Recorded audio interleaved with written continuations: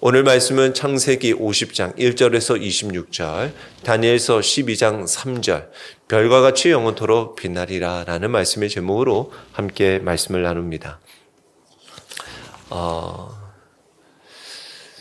오늘 이제 12월 31일, 참 마지막으로 또 이제 수요 예배를 보내고 있는데, 특별히 창세기 50장을 두고 수요 예배를 그냥 지나갈 수가 없었어요. 누구 목사님 말씀 따나 장례식, 야곱 장례식이 있어서 그 장례식 예배 때는 빠지는 게 아니다라고 하는 것처럼 50장 이 야곱의 장례가 있는 이 말씀 반드시 올해가 지나가기 전에 말씀을 나누고 가야 할 것 같았습니다. 그리고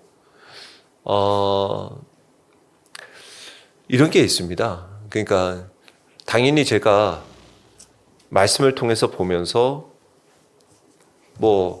의도하려고 계획하는 가운데서 그렇게 하려고 하는 경우도 있겠지만, 기도하면서 준비하다 보면 나도 모르게 또 이렇게 하나님께서 인도해 주시는 경우들이 있는 것 같습니다. 오늘도 말씀에 보면 이따가도 언급하겠지만 요셉 한 사람을 통해서 많은 사람을 구원에 이르게 하고 살리는 일에 하나님께서 쓰신 것처럼 바라기는 우리 여러분들의 삶을 통해서 많은 자들을, 많은 이들을 옳은 대로 생명의 자리로 주님께로, 하나님께로 인도하여 별과 같이 영원토록 빛나는 여러분들의 삶이 되기를 축원합니다. 그러한 교회요 우리가 되었으면 좋겠습니다. 그런 마음이 있었어요. 많은 데로 옮기는 것도 좋지만 여러분들이 나중에 주님께서 그 일들을 다 기억하시고 별과 같이 영원토록 빛나는 그 삶이 되면 좋겠다, 이런 생각을 했습니다. 먼저 창세기 50장의 내용을 가만히 이렇게 보면서 기도하는 가운데 그런 생각이 들었어요. 우리가 달력의 일부로 12월 31일이라고 되어 있어 그렇지, 사실 내일이 2026년 1월 1일이라고 우리가 정해서 그렇지 오늘이나 내일이나 그렇게 달라질 것도 없어요. 내일 그토록 새해라고 해서 해돋이 보러 이제 많은 사람들이 해를 보러 갈 텐데, 또 오늘 자정에 이제 12시 땡 하면 와 새해다 라고 할 텐데, 따지고 보면 또 그렇게 새로울 것도 없는 날이죠. 그런데 왜 우리가 이러한 날을 정해서 올해는 마지막 날이다, 그리고 내일은 새로운 해다 라고 할까?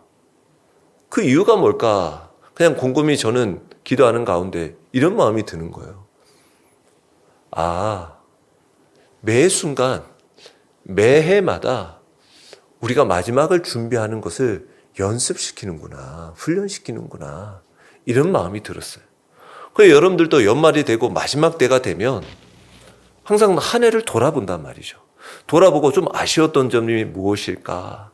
또 새해에는 이렇게 한번 해봐야지 라고 우리가 보통 정상 내의 사람들이라면 그런 생각을 한단 말이죠. 그리고 새해에는 왠지 다시 새롭게 할 수 있을 것 같은 그런 마음을 준단 말입니다. 그 새해를 준비하는 마음은 다른 게 아니에요. 예수 그리스도를 믿고 믿음의 후의 삶을 살아가는 삶, 내가 예수 그리스도를 믿었으면 어떻게 새롭게 살아가야 할지에 대한 삶을 가르쳐 주시는 거예요. 이전에 내가 죄된 삶의 모습 속에 과거의 삶은 또 나의 이전의 모든 삶을 돌이켜보고 반성할 것은 반성하고 내가 예수 그리스도를 믿음으로 새롭게 살아갈 삶은 어떤 것인가를 돌이키는 거, 이게 제가 생각하기에는 연말과 새해가 있는 이유가 아닌가. 하나님께서 우리에게 그런 날을 허락해 주신 것이 아닌가. 그리고 연말 31일, 12월 31일은 어떻게? 무조건 온다. 오늘 여기 50장처럼 지금 우리가 튼튼하게 잘 지낸다 할지라도 마지막 죽음의 자리는 누구도 피할 수 없다. 죽음의 자리를 피할 수 없다라는 말은 누구든 주님 앞에 설 것이다. 죽음 이후에 누구든 하나님 앞에 심판의 자리에 설 것이다. 예외 없다. 라는 것이죠. 오늘 창세기 50장 말씀을 크게 보면 세 부분으로 볼 수 있어요. 먼저 1절부터 14절까지는 야곱의 장래에 대해서 쭉 설명하다가 15절부터 21절까지는 요셉이 형들을 위로하는 장면이 나오고 22절부터 마지막 26절까지는 요셉의 죽음에 대하여 말씀하고 있습니다. 오늘 이 장래와 죽음, 이 중간에서의 모든 과정들을 우리가 잘 돌이켜 볼 필요가 있습니다.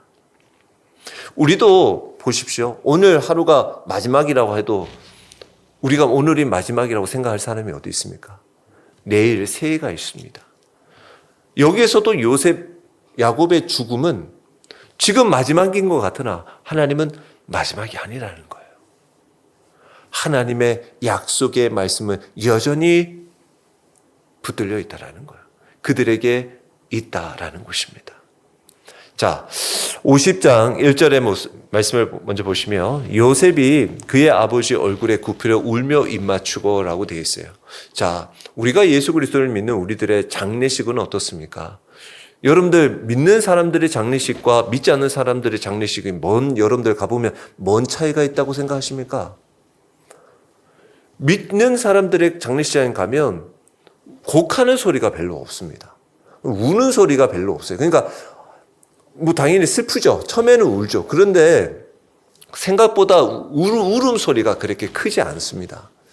그냥 잔잔하게 오히려 천국 환송식이라 하여서 오히려 찬양의 소리가 있고 또 오히려 꼭 기쁜 마음까지는 아니지만 뭔가 아쉬운 마음에서도 그래도 온전히 잘 이렇게 마음으로 보내드리려고 이렇게 한단 말이죠. 근데 믿지 않는 자들에게는 곡하는 소리들이 있어요. 안타깝고 아쉽고 억울하고 뭔가 애통하고 그런 마음이 있단 말입니다. 그런데도 오늘 여기에 보면 요셉은 그 아버지 야곱의 앞에 죽은 그 얼굴에 굽히려 울면서 입맞추었다라는 거예요. 이건 뭐냐면 예의를 갖추었다라는 거예요. 예의를 갖추었다라는 거예요.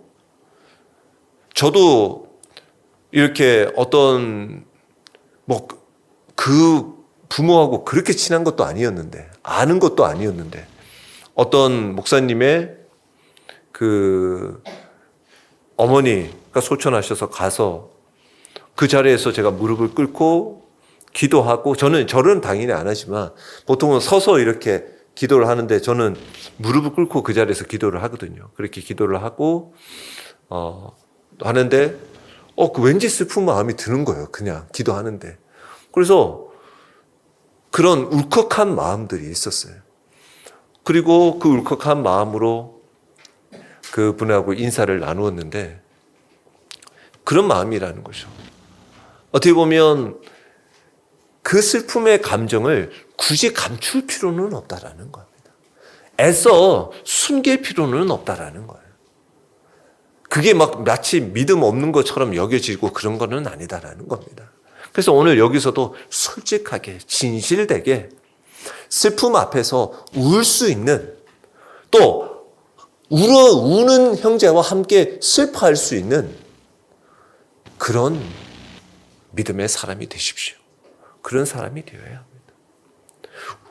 함께 즐거워하는 사람과 함께 웃어줄 수 있고 슬퍼하는 사람과 함께 울어줄 수 있는 그런 삶.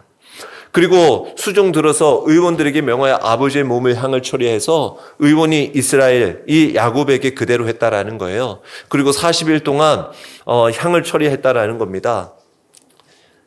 미라 작업을 했다라는 거예요. 미라로 만들었다라는 거예요. 미라 작업을 하면 그게 시간이 한 40일 걸린다라는 거예요. 그리고 지금 이 장례를 치르는 모든 과정들을 보니까 70일 동안 애굽 사람들이 고콜했다라는 거예요. 보십시오. 애굽 사람이 지금 야곱을 무슨 잘 압니까? 요셉이야. 훌륭한 총리라는 것을, 이 요셉 때문에 우리가 살았다라는 것은 알죠. 근데 요셉의 아버지가 돌아가신 것 때문에 생전 잘 모르는 애굽 사람들도 70일 동안 곡했다라는 것입니다. 이건 무엇을 말합니까? 나의 장래는, 내 장래가 성대하기 위해서는 어떻게? 누가 잘 돼야 된다라는 거예요. 자녀가 잘 된다라는 거예요. 자녀가 잘 되면 부모의 장례식이 성대해지더라는 거예요. 여기서도 보면 야곱의 장례식, 야곱은 지금 이방 땅에 와서 이방인이면서도 누구도 인정받지 못했던 야곱이었지만 요셉의 자리 권력으로 인해서 야곱의 업적이 아닌 요셉의 아버지라는 것으로 인해서 장례가 아주 성대하게 치러지고 있는 것을 보게 되었습니다. 그리고 그러한 요셉을 통해서 야곱이 요셉에게 이제 죽기 전에 미리 얘기를 해둔 것이 있죠. 나는 이곳에서 장례하지 말고 가나안 땅에 거기에서 우리 조상들, 그 믿음의 조상들의 묘실에 장사해 달라라고 얘기를 했다라는 거죠. 이것은 야곱이, 저도 이렇게 말씀을 보면서 상교육을 시킨 거예요. 상교육을. 지금 보십시오. 야곱의 장례를 위해서 많은 사람들이 이제 장례 행렬을 해서 어디로? 가나안 땅으로 간단 말입니다. 비록 출애굽은 아니었지만 그 아버지 야곱을 장례하기 위해서 우리가 장차 돌아가야 할 땅은 어디인가를 야곱은 자기의 장사가 묻혀지는 곳을 통해서 요셉에게 똑똑하게 산교육을 시키고 있는 거예요. 장례마저. 우리의 믿음의 삶의 모습 속에서도 그렇죠. 장례를 치르기 전에 꼭 믿는 분들과 믿지 않는 분들 명확하게 해야 할 것, 어떻게 장례를 치러야 되고 어떤 장례가 나에게 이루어져야 되는지를 분명하게 밝힐 필요가 있죠. 정식적으로 기독교 장례로, 예배로 모든 절차가 다 이렇게 하나님께서 인도해 주실 것을 우리가 준비하고 구해야 돼요. 그러면서 그 장례를 통해서 어떻게? 하나님을 만나고 내가 어떻게 죽음을 준비해야 할지 그 장례를 통해 만나게 되는 거예요. 그래서 여기에서도 야곱을 장례하면서 많은 자들이 행렬을 하죠. 그리고 요셉이 바로 왕에게 얘기를 합니다. 지금 장례 때문에 바로 왕에게 직접 만날 수가 없었기 때문에 말을 전달을 하고 있는 거죠. 그리고는 내가 장례를 아버지께서 말씀하셨기 때문에 그 말씀대로 장례를 치르고 돌아오리라 라는 분명한 이야기를 하고 에게 인허를 허락을 받게 되었습니다. 그리고 많은 사람들이 그 장례식의 행렬에 함께 합니다. 그 행렬을 보았던 가나안 백성들이 이 땅에서 애굽 사람들의 큰 애통을 보면서 그곳 이름을 아벨 미스라임이라는 이름을 짓게 되어졌다라는 것이죠. 그리고 야곱의 아들들 모든 자들을 데리고 행렬을 데리고 갔던 곳이 어디였냐? 오늘 13절에 보니까 그를 가나안 땅으로 메어다가 마브레 앞 막벨라 밭 굴에 장사하였으니 이는 아브라함이 헷족속 에브론에게 밭과 함께 사서 매장지를 삼은 곳이더라라는 거예요. 여러분들이 나중에 또한 인터넷이나 한번 그 막벨라 굴이 대략 여기다라고 추정하는 곳이 있습니다. 아브라함이 살 때도 대단한 곳이 아닙니다. 사실 여기서도 요셉이 야곱에게 만약에 장례를 치러줄 정도면 그 애굽 땅에 고센 땅에도 얼마든지 더 좋은 무덤에 묻힐 수가 있었을 것입니다. 그런데 여기 막벨라 굴은 그렇게 화려한 곳이 아닙니다. 오히려 그 화려한 장례 대열에 가서 보았을 때 뭐야? 그렇게 가나안 땅에 먼 곳에 와서 묻히려고 했던 곳이 고작 이곳이었단 말이야? 라고 생각했을지도 몰라요, 사람들이. 그 장사하는 장지는 그렇게 대단한 곳은 아니었단 말입니다. 그러나 야곱이 그 곳에 가려고 했던 곳은 어떻게 화려하지는 않지만 약속의 땅에 묻히려고 했다라는 것입니다. 우리의 인생이 그런 거예요. 아무리 세상이 화려하고 화려한 인생 속에, 화려한 장래 속에서도 화려한 세상의 빛에 우리는 나아가는 것이 아니에요. 비록 화려하지는 않을지라도 약속의 땅, 하나님께서 약속하신 그곳에 우리는 묻히고 또한 하나님의 약속의 말씀을 붙들며 하나님의 빛 아래에 거하는 삶이 되어야 한다라는 것입니다. 그러한 인생이 되어야 해요. 그리고 거기에 요셉이 아버지를 장사한 후에 자기 형제와 호사꾼과 함께 애굽으로 돌아왔습니다. 자, 애굽으로 돌아왔는데 애굽으로 돌아오면서 그의 요셉의 형제들은 지금 아버지의 장래에 집중할 수가 없었어요. 지금 애굽으로 돌아가면 조만간 큰일이 벌어질 수도 있다. 이제 고센 땅에 지금 17년 동안 있었어요. 17년 동안 지금 요셉과 아버지 야곱과 형제들이 잘 지내고 있었는데 17년이 지나고 난 뒤에 아버지가 죽고 난 뒤에도 아직 요셉의 형들에게는 해결되지 못한 것이 있으니 뭐냐? 이제 아버지가 돌아가셨으니 요셉이 본색을 드러내겠지. 이제 자기에게 잘못한 것들 이제 복수하겠지. 라고 자기 생각대로 자기 판단대로 생각하고 요셉에게 이야기하고 있습니다. 여기서도 지금 요셉에게 와서 형들이 하는 말이 뭡니까? 당신의 아버지가 돌아가시기 전에 자기에게 명령했다라는 거예요. 그 명령이 뭡니까?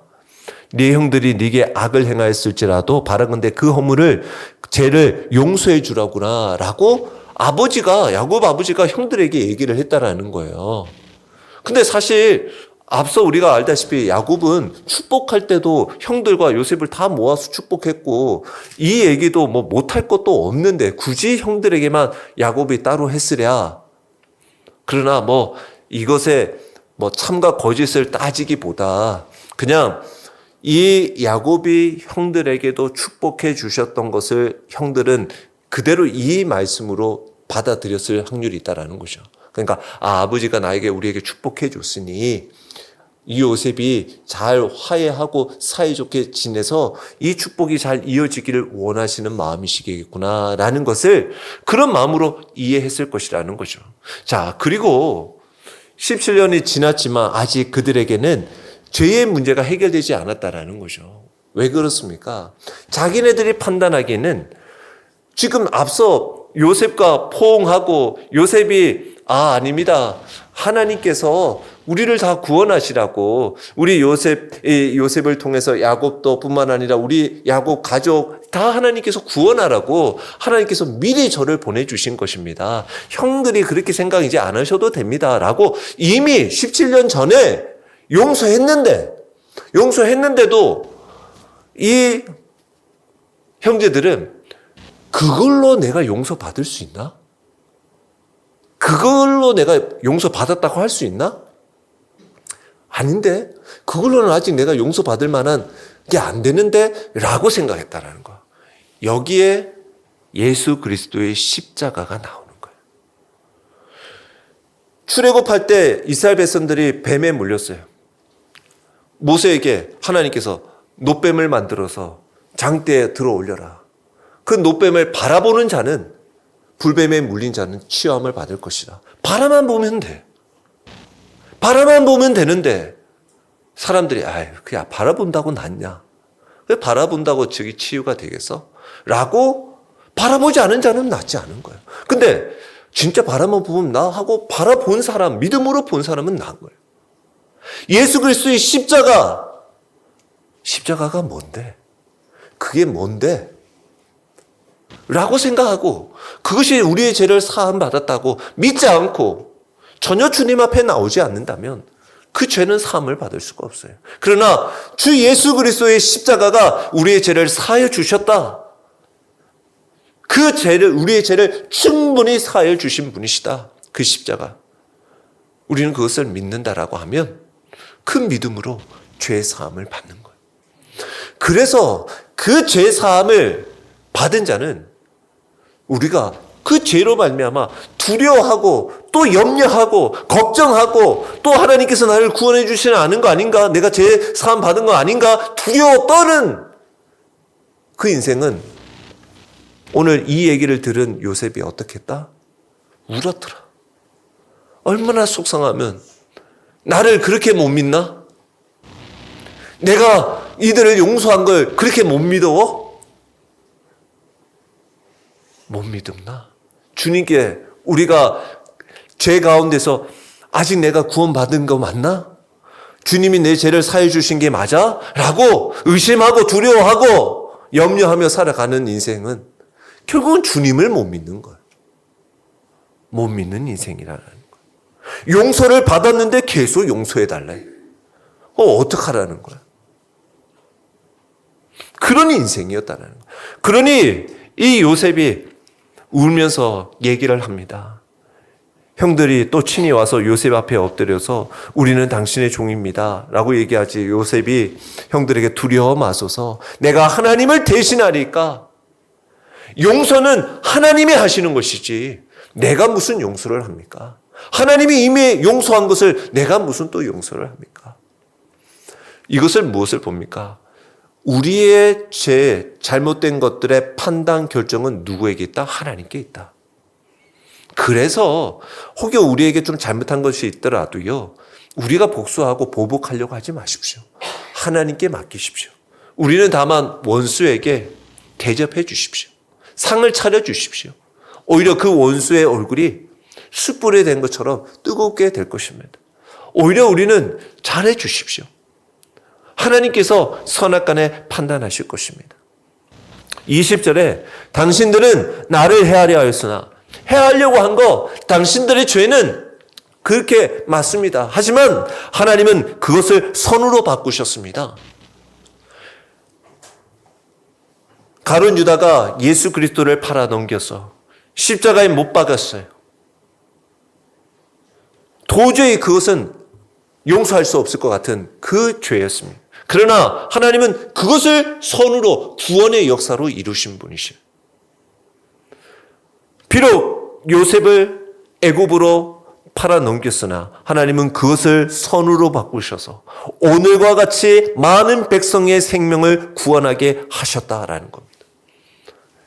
여러분들이 예수 그리스도를 믿고 여러분들의 삶을 지금까지 하나님께서 인도하여 주셔서 지금 이 자리에서 하나님을 예배하고 믿음의 삶을 살아가는 이유가 뭡니까? 요셉의 삶의 이유가 뭐라는 겁니까? 많은 백성의 생명을 구원하시고자 하나님께서 그를 건져 구원해 주셨다는 거예요. 여러분들이 예수 그리스도를 믿고 믿음의 삶을 살아가는 이유가 뭐냐라는 거예요.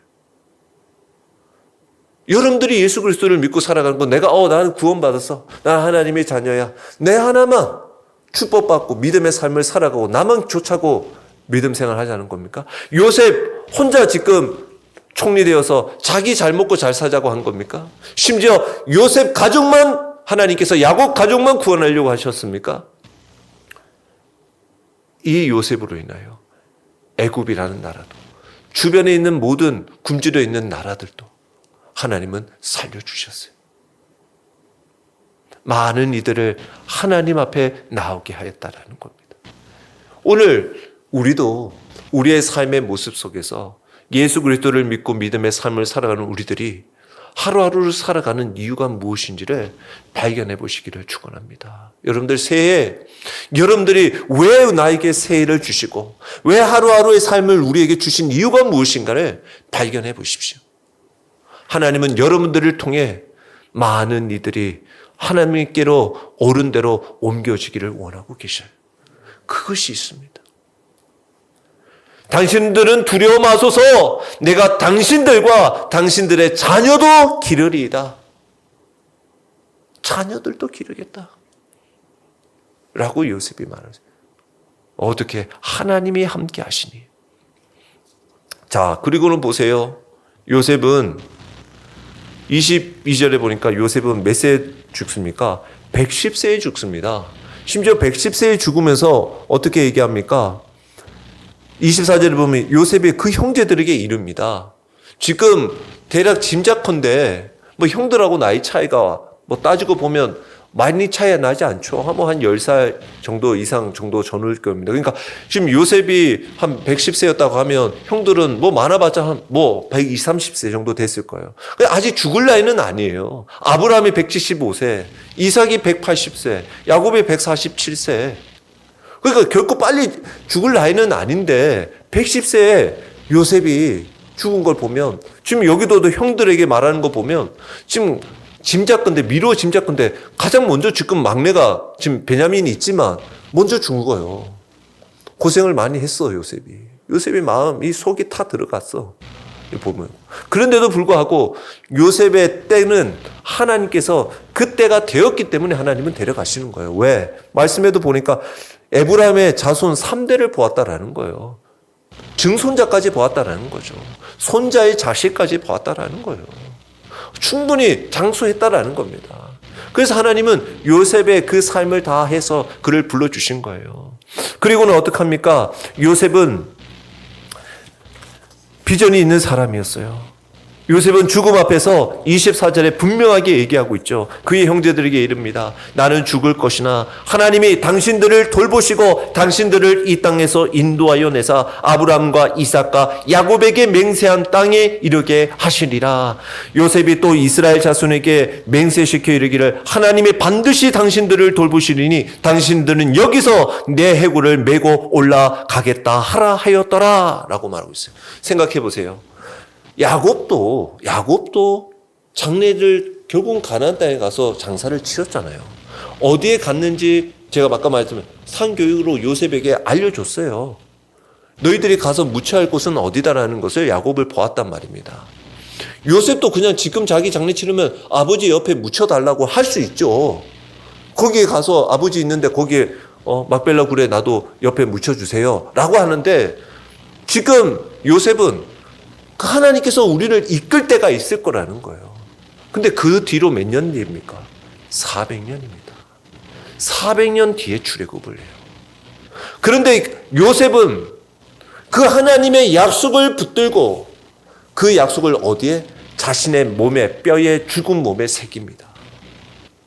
그리고 그것을 하나님께서 그 말씀 약속이 이루어지는 그날 자기를 데리고 가라고 말하고 있어요. 그건 뭡니까? 분명하게 하나님은 그 약속의 말씀을 성취하실 것이다. 그래서 약속의 말씀을 자기 몸에 새겼어요. 자기 뼈에 새겼다라는 거예요. 그래서 히브리서 11장 22절 믿음장에 보면 이렇게 얘기하고 있습니다. 믿음으로 요셉은 임종시에 이스라엘 자손들이 떠날 것을 말하고 또 자기 뼈를 위하여 명하였으며 라고. 자기 뼈를. 요셉은 믿음은 살아있을 때보다 죽을 때 더 분명하게 드러났다라는 거죠. 우리의 삶의 모습 속에서도 여러분들의 삶에 자녀들에게 무엇을 남기고 떠나겠냐라는 거예요. 여러분들의 삶에 오늘 요셉은 자신의 관을 남긴 것이 아니라 하나님의 약속을 유산으로 남겼다라는 거예요. 그래서 여기서의 창세기 요셉의 이 관의 이야기는 죽었다. 오늘 26절에 요셉이 110세의 죽음에 그들이 그의 몸에 향주를 놓고 애굽에서 입관하였더라 라고 관으로 끝나는 것 같아요. 입관하였더라 하고 관으로 끝나는 것 같으나 우리가 알다시피 출애굽 다음 이 창세기 다음에는 출애굽으로 하나님의 능력이 시작되게 됩니다. 다시 말해서 사람의 이야기는 끝나고 하나님의 이야기는 계속된다라는 거예요. 우리의 삶의 모습 속에 오늘도 2025년 여러분들의 삶을 돌이켜볼 때 어떤 이야기가 있으셨습니까? 근데 2025년 이제 우리의 이야기는 오늘 마무리가 될 것입니다. 그리고 새해 하나님께서 또한 여러분들을 통해 하실 이야기들을 하나님은 펼쳐나가실 것입니다. 우리의 교회를 통해서 우리에게 주시는 말씀을 통해서 이루어 가실 것입니다. 그러니 요셉의 고백과 같이 두려움 대신에 하나님의 주권을 신뢰하며 과거의 상처 위에 하나님의 섭리를 바라보고 죽음 너머에 하나님의 약속을 붙들고 살아가는 우리 믿음의 성도들이 되시길 축원합니다. 그리고 오늘 다니엘서 12장 3절의 말씀에 우리는 오게 되었습니다. 다니엘 12장은 종말의 환상에 대한 이야기입니다. 그래서 세상 마지막과 하나님의 최종적인 구원에 대하여 12장에 하나님은 말씀해 주시는 거예요. 그러면서 이 말씀을 하나님께서 이 말씀 가운데 다니엘에게 약속하시는 것이 뭐냐면 오늘 이 우리가 읽은 말씀이에요. 별과 같이 영원토록 빛나게 할 거다라는 약속의 말씀을 주신 거예요. 이것은 먼 미래 정말 마지막 최종 때에 이루어지는 말씀이라고 뿐만 아니라 보상만이 아니라 지금 우리가 살아가는 이 시대에 우리는 이 약속의 말씀을 붙드는 삶은 어떠해야 하냐라는 것입니다. 그래서 다니엘 12장 3절에 보면 지혜 있는 자는 누구를 말하는 건가 라고 돼 있어요.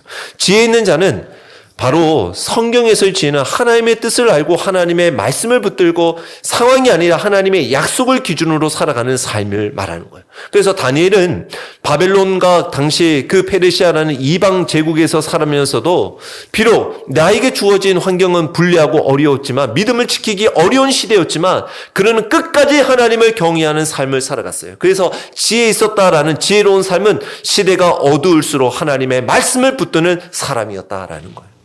그리고 지혜로운 사람은 결국 많은 사람을 옳은 대로 돌아오게 한 자다라는 거예요. 옳은 대로 돌아오게 했다라는 것은 하나님과의 바른 관계, 곧 회개와 믿음의 자리로 돌아오게 했다라는 겁니다. 이것은 곧 전도의 삶이었다라는 거예요.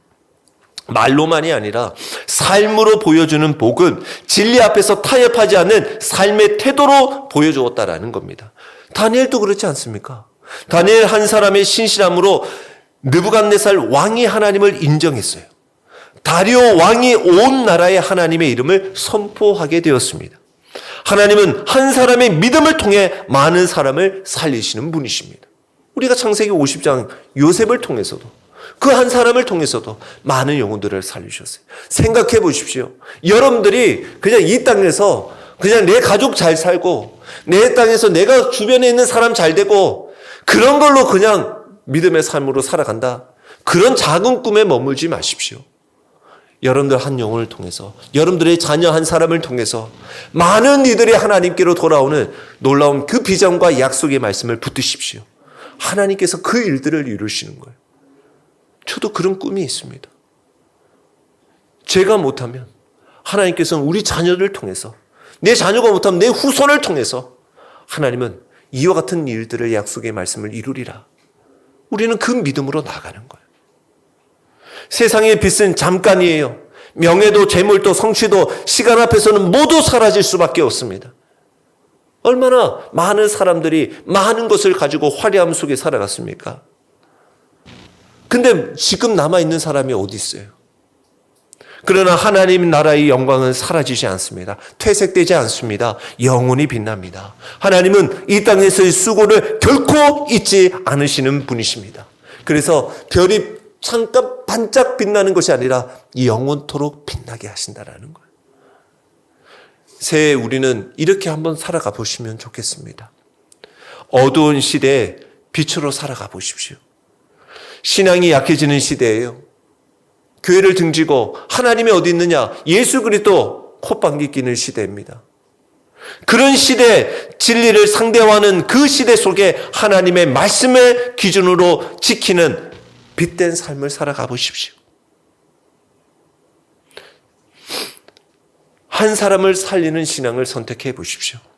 가정에서, 교회에서, 삶의 터전에서 여러분들이 보여주는 믿음의 행동 하나가 누군가를 하나님께로 돌아오게 할 수가 있습니다.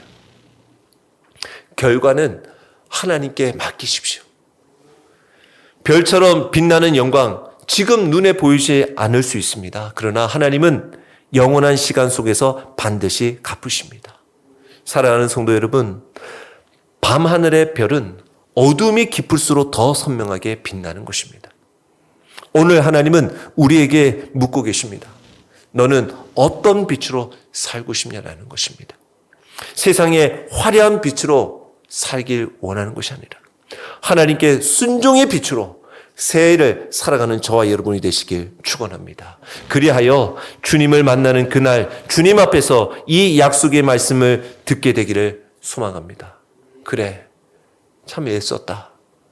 네가 별과 같이 영원토록 빛나리라. 라는 그 주님의 말씀을 듣는 우리 모두가 되기를 주의 이름으로 축원합니다.